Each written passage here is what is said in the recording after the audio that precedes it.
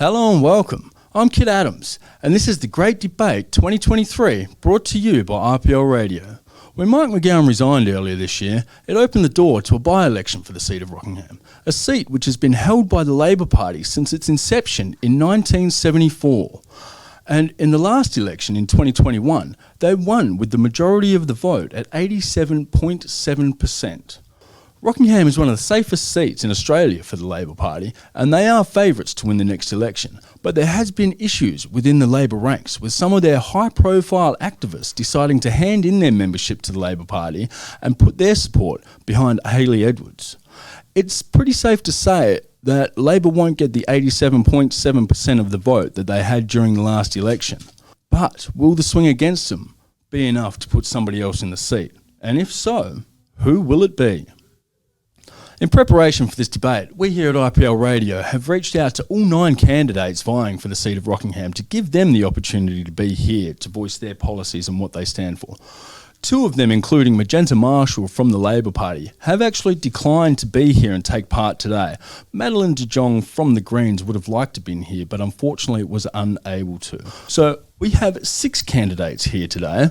All will be arguing for change. Today, we will get to know them, what they stand for, and their hopes for the seat of Rockingham. We'll be asking them the questions you want to ask. So join us in the big debate for the seat of Rockingham 2023, coming up now. All right, and now, in order of the high card draw, we have Peter Hudson first up to talk.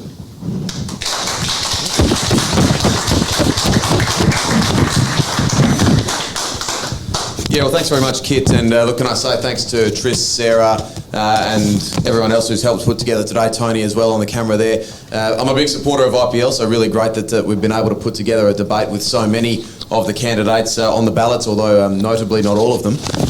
I'll be aiming to take up less than my allocated time, just because I'd like to open the floor to more questions, and as many as we can get, I think is definitely important. But as a brief spiel on myself, so I'm running for the Liberal Party for the seat of Rockingham. I was born in Waikiki, so I'm definitely a Rockingham local.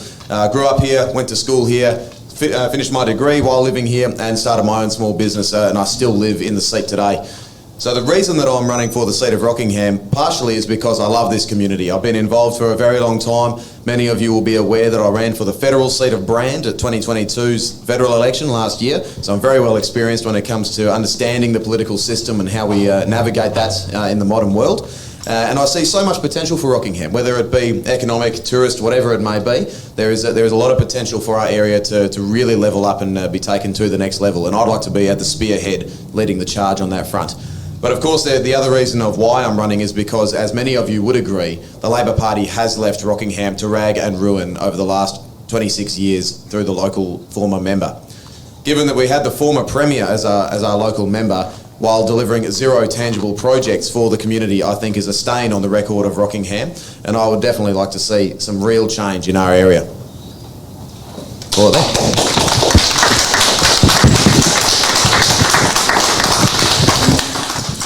Thank you very much, Peter. Next up, we have Janita Knapp. Hi everyone, my name's Janita Knapp. I'm an old school teacher and I'm down at Notre Dame University. I'm a lecturer down there. I sit on 3 boards down at there with the School of Nursing.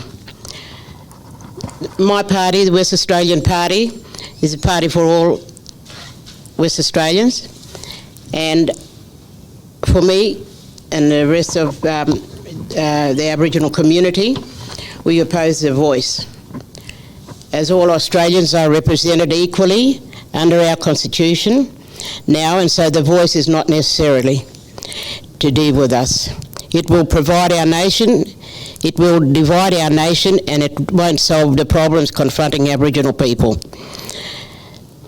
Why I'm interested with this seat down here in Rockingham, I'm interested because a lot of things have happened down here in Rockingham, mostly cultural and mostly not providing and implementing and in leadership what we expected of us Indigenous people.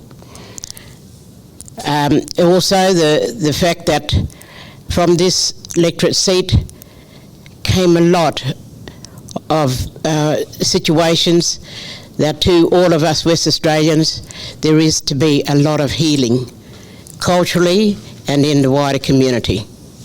That's why I'm interested in this seat. Thank you. Excellent. Thank you, Janita. Next up, we have Ray Cottam. Kaya Nijanunga Puja. I'm thankful to be here today. So I sit on the City of Rockingham Council, and I was born here, lived here for my whole life. I've played here, play sport, and my children live here and go to school here, so I'm very invested in the community. I've worked for council as a young person, running youth programs, gone fishing, school holiday programs, been a TAFE lecturer and upskilling people entering the workforce and training. I have studied and I have a few certificates to build my knowledge. I've also done training with Oxfam, so political training all over the country, just about how to create change. And I'm running because as we know we'd like to see a change, investment, and it's about time that happens. So I'm very thankful to be here today, and thank you.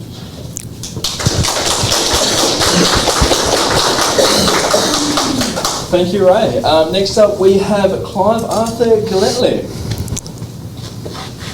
Come join me up here. Beautiful. I love the footwear. I'm here to try and get my policies across. I've stood 5 times before. I'm 25 years ahead of my time. These days, independence effect change. If it weren't for independence, we'd still have Scott Robodeck Morrison in charge of the country. I stood as independent first time in the seat of Glendalough, and that was against the former Premier, Dr. Carmen Lawrence. This was after successfully lobbying for a footbridge over the freeway to Lake Munga. At that time, I spent $10 on a photograph, submitted my 200 words, and I nearly got 1,000 votes. So that was 1 cent a vote, which is the most cost-effective political campaign in Australian history. Now, in all 5 times that I've stood, the local papers have afforded each of the candidates 200 words and a mugshot in the same issue across 2 pages, so as people can read what everybody stands for and make a decision. On this occasion, the Sound Telegraph has not done that, and I believe that's not free and fair elections. So that's one of my main points. But I'm really here today to get my policies across, but I've got so many it's impossible to put them out in 2 minutes. So I'm really wanting people to look at my campaign website, which is arthurgilletley.com, because I've got so many of them. And the Sound Telegraph has prevented me from getting people to look at my website. It even stuffed up my advertisement, which is designed to go in this week. I've stood twice for the federal seat of Brand.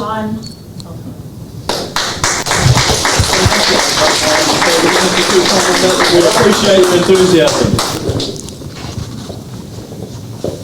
All right, that was Arthur standing independent. Next up, we have Hayley. Hi everyone, my name's Hayley Edwards. I'm currently Deputy Mayor of the City of Rockingham, and unlike some of the other councillors, I actually wasn't born here. I've had the privilege of living in many parts of Australia during my very diverse career. I've served in the military, I've been a paramedic for Ambulance Victoria and worked in metropolitan regional areas, and moved to WA in about 2009 and started my own business, which soon grew to 2 businesses. I'm a mum, married, and we have 4 children, and I understand the reality for a lot of families living in Rockingham. Being a safe labour seat for the past 49 years has meant that we have been underfunded significantly in major infrastructure and our community support services, and that's what I aim to change. I want to put Rockingham on the map for all the right reasons, boost our profile and make Rockingham a real tourist destination. We have so many fantastic things about Rockingham, from Point Perrin, wanting to make Point Perrin a world-class marine conservation reserve. We've wanted a toilet, something as simple as a toilet, out at Point Perrin for decades, and we still can't get the state government to even put a bathroom out at Point Perrin. We've been asking for things like Wanley Street Marina. We've approved a marina 7 times in local government. The state government have not taken that up. So the point of that is that Rockingham has been taken for granted for far too long. And the residents in Rockingham, we are a very aspirational community, but we also have a lot of social problems. And I aim to tackle all of those problems with my diverse career and put Rockingham on the map for all the right reasons. Thank you. Thank you, Haley. And last up, we have Peter D. Dunn. Thank you.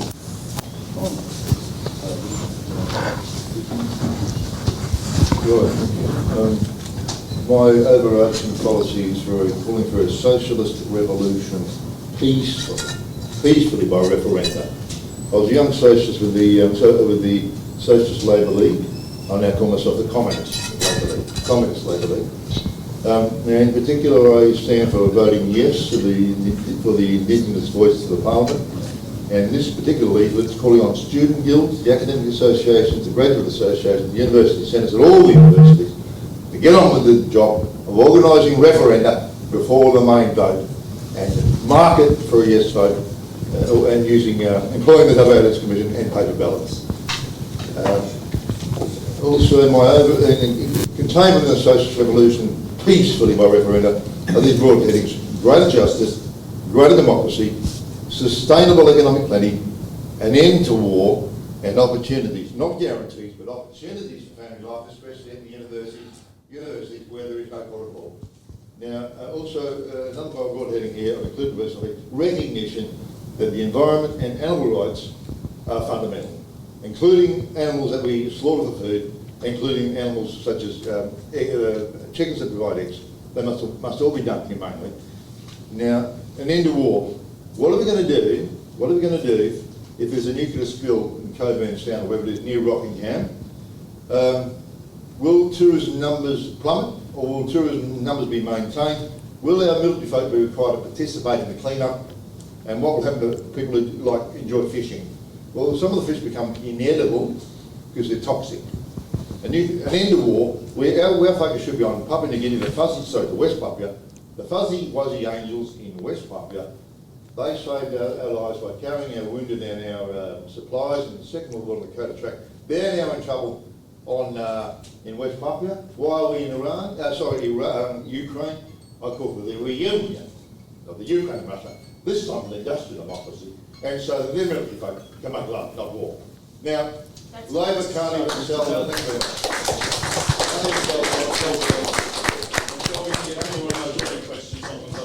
Thank Statements. All right, thanks to all our candidates. That was their opening statements. We will return soon with some question time.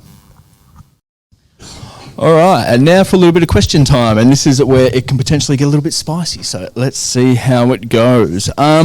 These will be mostly questions that are just open questions that are direct to the floor. Anybody who wants to answer them can, just in a respectable and timely manner. First of all, we have, what have you done for members in Rockingham over the last 5 years? I'm happy to take that. Yeah, sure. Yeah, sure. So other than my role in local government, I've chaired quite a number of local initiatives, including Rockingham Alliance Against Depression, and started that initiative quite a few years ago.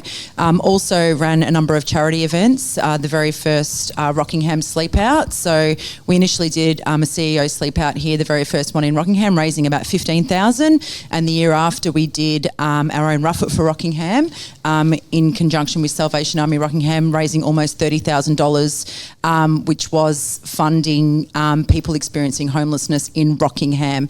So that money stayed here and helped people buy swags, paid for their registration, things like that for families that couldn't afford those things.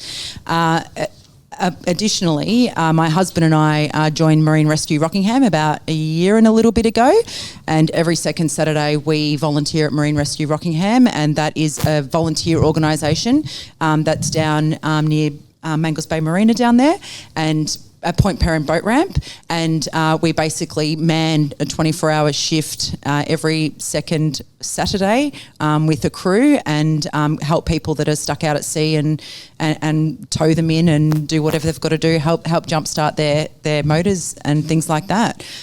So other than that, sporting clubs with my kids, coaching, team managing and things like and a number of other things. There's lots of things. Lots of things. Lots of things. Excellent. Did anybody else have anything they would like to add about what they've done for the community members in Rockingham over the last 5 years? Arthur? In 2021, I organised a barista art competition, which is quite popular. I organised it, sponsored it with awards and cash prizes. I believe in creativity. The startling results that were achieved were amazing. Since COVID reopened after the first lockdown, I started the Rockingham Gig Guide to try and help revive the live music industry and to support it, because the Swinging Pig decided to stop having live music on a Friday and Saturday, and the Rockingham Hotel closed down. So it was just to try and get live music going around town, because I think that we're not best served with live music in this town. We don't have a large venue for attracting big bands. They bypass us and play at the Ravenswood Hotel, for example, or you've got to go up to Freo. And we need better venues in Rockingham.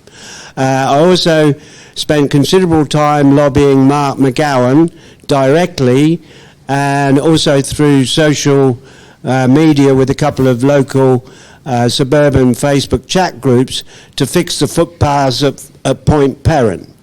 I wanted to get it done as soon as possible because the erosion, if you don't fix it, becomes worse and it costs more to fix. Eventually it cost $1 million to fix. And I said, well, does that include toilets at Point Perrin? And the answer was no. Thanks for your comments, Arthur. I'm sure the community appreciates all your contributions. We do need to keep it moving, though. I might quickly note that these are mostly questions that have been submitted by members of the community and local residents. Next up, we have one from James. And it is, we're seeing record low voter turnouts across the country. Why do you think people are disengaging with politics? Anybody want to tackle this? Arthur, sorry. Well, I think it's complete disillusion with the two-party system. It's dominated by political donations. So, and you've got people voting along party lines. They're not voting according to their conscience. They're defending policies they don't agree with. You can see the hypocrisy written on people's faces when they're interviewed on TV. That's why the independents are now becoming more popular. You've got Jackie Lambie, for example, and the Teal Independents actually swung the last federal election. It needs an independent who's going to get up on question time each day, every day in the WA State Parliament, who's going to be fighting for all the issues to get stuff done for Rockingham. Beautiful. Thank you, Arthur. Did you have anything to add to that, Ray?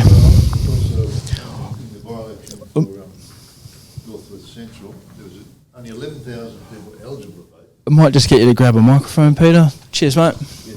I was a candidate in the recent by-election in Northwest Central. It's the biggest election by area in Western Australia. There was only 11,000 people eligible to vote, which to me means a lot of Indigenous people were not registered to vote, but only 5,000 of those 11,000 did actually vote, which means there was nothing on offer that appealed. You know, and the Nationals got him in 2,000 primary votes. I had to go Chapel by bus. Some of my best friends had stolen my car and wrecked it, but I do forgive them because they see no future where they can have their own cars. They see no future where they can have their own cars. They can have their own cars through socialist banks. And thank you very much. That's it. Thank you, Peter. Sorry, Ray? Yes, I've actually seen statistics that have said that we've had higher young people voting ever than before. We've had higher enrollments of Aboriginal and Torres Strait Islander people across the country. So to me, I believe that people are actually becoming more and more involved in voting and having a choice, and it's not just the typical seniors who have just voted for one or two of those preferential parties. It's more diverse and there's more candidates. So that's something that I've seen. So numbers aren't always necessarily. Yeah, right. Cool. Thank you. And Janita, you had something to add to this? Yes, I've sort of get out into the community, and I encourage a lot of my people and the Aboriginal people and the wider community to vote and to have a voice into what's on their mind and the ideas that they have to improving things in our community and right across Australia. We've been talking for a long, long time. We wanted the parties, the two major parties, to listen to us, to listen to what our needs are and what we are concerned about in our community, such as, like what's happening now in the community. You turn on the radio, you turn on the TV, and all you see is crime and policies and restrictions that we, the average people in our communities, cannot abide by all the time. And by that, it's like, there's not enough ears to listen to, and nobody wants to talk to little things, but the big things like mining companies, like education. Nobody's listening to apprenticeships. Nobody's listening to what education can do in the wider community for the disadvantaged and the Aboriginal people. Thank you, Janita. Tom, might just add to that one now that everyone else has had a go. Yeah, sure. On the question of why people seem to be disengaged with politics, we've talked around this issue a fair bit. We can blame it on one particular topic, whether you think it's the two-party system, whether it's certain sectors of society not being engaged with politics for any particular number of reasons. But going a bit deeper than that, to the core reason of why people don't choose to engage with politics, in my view, it's because people don't feel like government or politicians listen to them. That's true. That's the key, is to listen to your community. And I think that's something, and I'm sure all the candidates who've been out on the doors during this by-election, the consistent thing that we've been hearing is that the community does not feel listened to by the government. And there's so many examples of this, whether it be the inaction on cost of living relief for local families and small businesses, whether it be sitting on a $4.2 billion surplus in Western Australia while not being able to fix a broken health system. Like having spiralling out of control youth crime in Rockingham while claiming that they cannot afford to fund a 24/7 police station. These are the things that are coming up to us all day, every day, and yet the state Labor government sits on its hands. No wonder people are disengaged. They've got a premier who is allegedly the state daddy, especially to all the young people in my generation, and yet isn't able to deliver or isn't able to tackle these key issues that keep coming up to people. It's no wonder they're disengaged. What we need then is a local member who's actually going to stand up in the parliament and fight for them. But even before that, forget party lines, they need to actively listen to their community.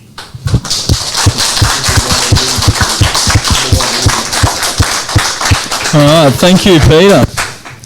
All right, and moving along, the next question we have is apparently from Lisa. What are your plans for the city of Rockingham? Anybody like to have a crack at this one? Yeah, I'll kick off with that one. We didn't go into this too much in the introductory part of the day. So my key platform for Rockingham is all about listening to local families and small businesses. You all know that I'm a small business owner myself, so I actually understand what it takes to make the bottom line meet. And when you're affected and you're the one getting paid last, I really understand what it means to make small business work. And that being said, small business is a part of the community. So we need to have a large-scale set of policies that actually mean something in Rockingham. No more just towing the line and expecting things will go well in Rockingham because we've got the Premier. No, we're looking at real projects in our area, especially in infrastructure. Hayley mentioned earlier that the lack of investment in Rockingham is astounding.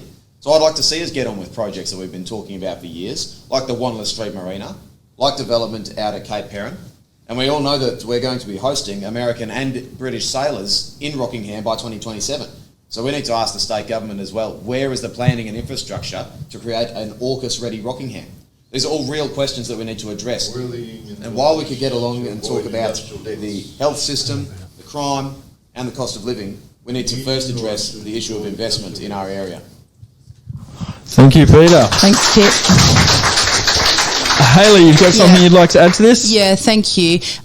Just following on from some of the things that Peter raised as well, because we have been so underfunded for decades, and this isn't something that's happened overnight, we are experiencing record numbers of people experiencing homelessness in Rockingham, and this is a real issue for people out on the ground in the city of Rockingham that's been raised frequently with me. There is a new level of people experiencing, they're struggling and reaching out to support services, so that's something that we really need to get on top of. Unfortunately, a $400 synergy credit is not going to cut the mustard there. We need some long-term planning and to invest in social housing. In 2021, there was a social housing stock take done of the city of Brand, and in 2021, we were 3,200 social housing dwellings short. Then, in 2021, it is now 2023, and we have families sleeping in their cars. So we have social issues that need to be addressed in Rockingham, as well as investing in major infrastructure. Not only Wanless Street Marina, which, as I said before, has been approved 7 times in local government. It was approved most recently in 2018. So we've got a plan ready to go, and the state government will not follow it up and let us proceed with this plan. Apart from that, we need to keep our kids aspirational and really think about our future.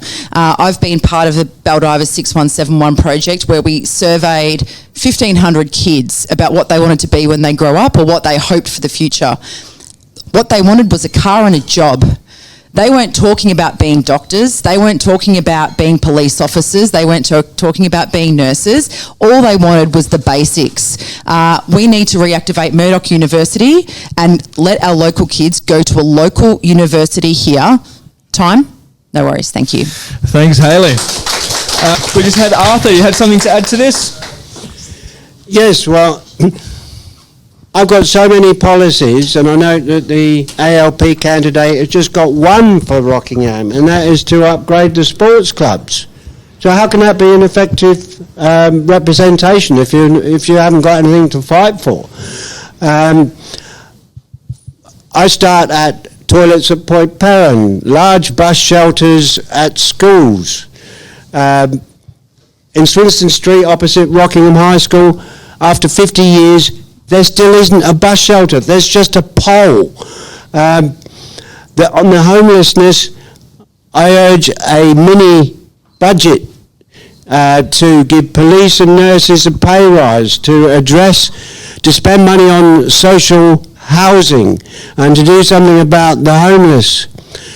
There could be 1 or 2 buildings which are empty at the moment which could be used short term, reactivated as a crisis, but in the longer term, an alternative use for the Dowling Street Reserve, which has been empty for 15 years now, should be used for something. It could be used for a homeless camp, a dry camp with support services on the other side of Dixon Road.